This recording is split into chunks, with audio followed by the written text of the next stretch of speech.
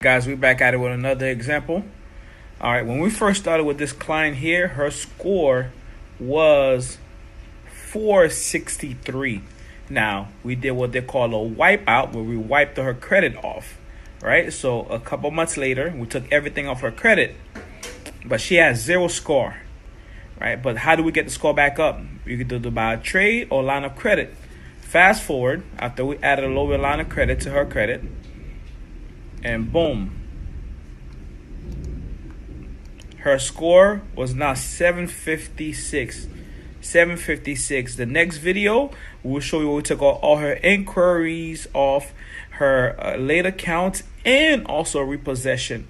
We was able to clear out every single thing out of her account. All right.